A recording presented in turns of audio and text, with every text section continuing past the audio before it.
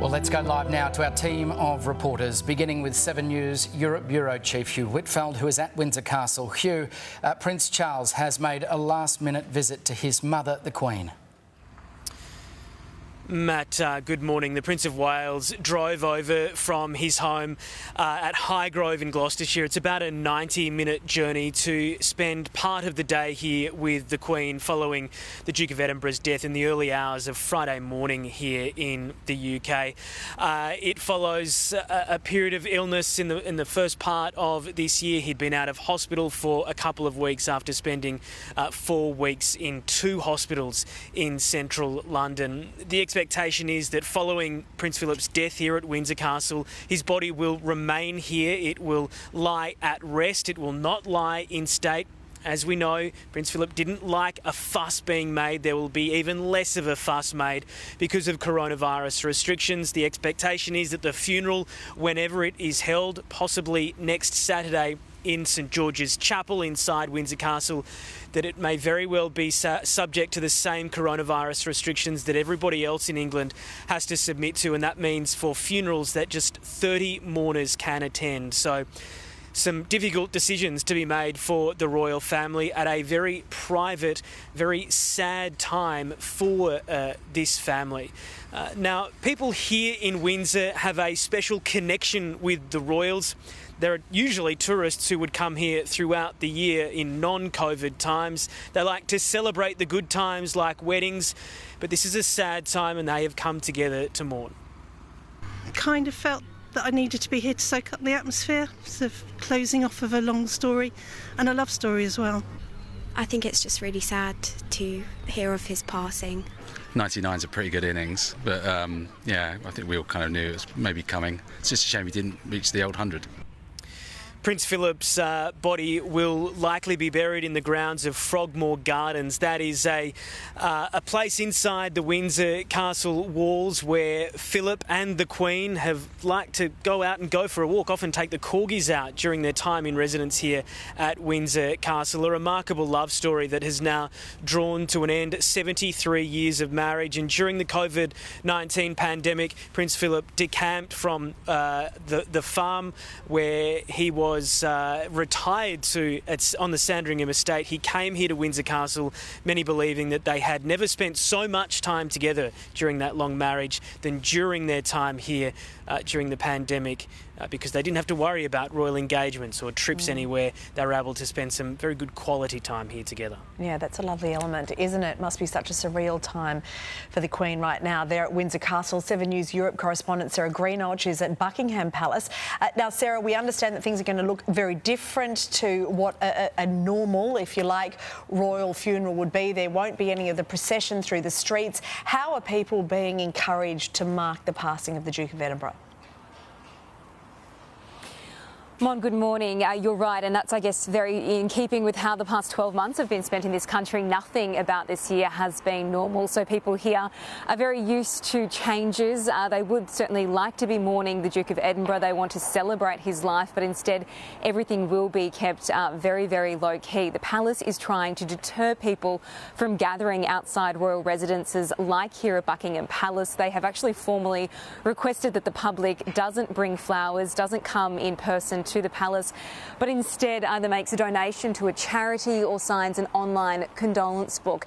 Having said that, though, people felt compelled to come here today, and I imagine the same will happen tomorrow and for the next few days right up until his funeral. They say they just needed to show their support to the royal family and primarily to the Queen. She's obviously a really strong woman, but I mean, he was her support for all those years, so I just don't know. It's just sad. It's been such a difficult year anyway. Yeah, thoughts are really going out to her. The British public is remembering Prince Philip in a number of different ways for his incredible service to both his country and to the Commonwealth. That has featured heavily on a lot of the cards and the messages that have been left here at Buckingham Palace, which was his office really for so much of his working life. He spent so much time here. They're also remembering him for his incredible humour. He was well known for making risque, sometimes controversial comments, which earned him a lot of headlines. He liked to liven up dull proceedings. He would say things like, "You're about to see the world's most experienced first plaque unveiler at work, and you can only imagine in 22,000 solo engagements during his career just how many plaques he did unveil. He was a highly respected and admired man here in the UK who led the royal family through periods of upheaval, through very tumultuous times over the decades. There is also a lot of disappointment from the British public that he won't be celebrating his 100th birthday. That was a milestone that a lot of people here had sincerely hoped that he would reach, guys. Yeah, 8 decades of public service. Little wonder he's had an impact on so many right around the world. And 7 News US correspondent Tim Lester is at Montecito, where Prince Harry and Meghan live. Tim, the President has joined Harry and Meghan in these running tributes. Matt, indeed he has. In fact, a succession of former US presidents have all made statements this morning about their admiration for Prince Philip and their condolences for the Queen and her family. Joe Biden himself did not know Prince Philip personally, despite his time as Vice President and in foreign affairs, but he was quick to make a statement of condolence from the American people this morning. And he also spoke to reporters about his feelings towards Prince Philip and his observations in the Oval Office. I think he's going to be missed, particularly in the United Kingdom. But 99 years old, he never slowed down at all, and which I admire the devil out of. Prince Philip's connections with US presidents, in fact, go back. West Wing Reports here in the United States is telling the story today of right back in late 1963, then widowed Jackie Kennedy in the White House, First Lady, having just lost her husband John F. Kennedy to an assassination, was looking for her young son, John Jr. 3, and found him on the floor in the White House playing games with Prince Philip, who'd come over for the funeral. Apparently the young boy had asked where his father was, and Philip felt the need to play and entertain the boy for a while. His loss will be felt here in Montecito, the coastal town, in a similar sort of way as a grandfather and a great-grandfather. Of course, this the home of Harry and Meghan. They're now going through, no doubt, the logistics of getting to a funeral and the very decision as to whether they should go. Most who observe the royal family closely fully believe at least Harry will make that journey. He will have to confront the difficulties of the pandemic and getting into his home country, getting back into Great Britain in the days ahead if he is to make the occasion. Guys? All right, thank you very much, Tim. Yes, we've heard quite a lot about him being such a paternal figure. He was heavily involved in his own children's lives, and in fact, the Queen sort of handed over responsibility to him to sort of run the family as she was running the Commonwealth and was going to be the head of 16 nations. So 7 News political reporter Taylor Aitken is in Canberra. Taylor, the Prime Minister has spoken directly to the Queen this morning. It was really quite moving.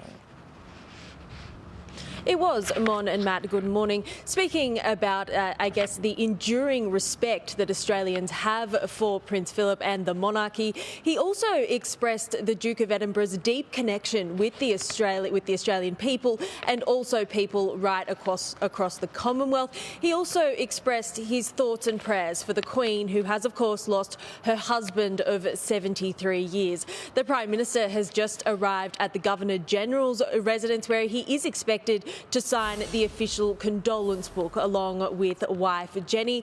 Now, Prince Philip, of course, is not a stranger to Australia. He has visited here a number of times, in excess of 30 times. 16 of those trips have been solo visits. The last time he was in Australia was in 2011 when he was alongside the Queen. The Prime Minister paying his respects to a man that many people in Australia thought they knew him personally. There are many towering figures that the world has lost and known, but few have been before us in our lifetimes for such a long time.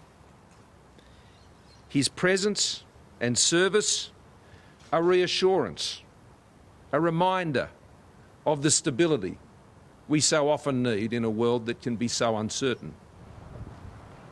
Prince Philip played such an important role as patron or president of more than 50 organisations here in Australia, most notably, of course, the Duke of Edinburgh Awards scheme, a leadership scheme that many Australians, many high schoolers take part in as they work through their senior years of school. Nearly 250,000 Australians have been through that program over the 65 years it has been running.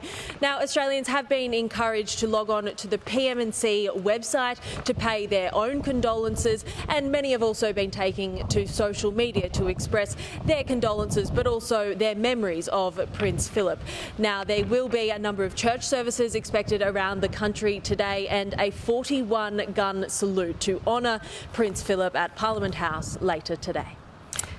Terrific. Thank you all to our wonderful team of reporters. Appreciate that. Talk to you again soon.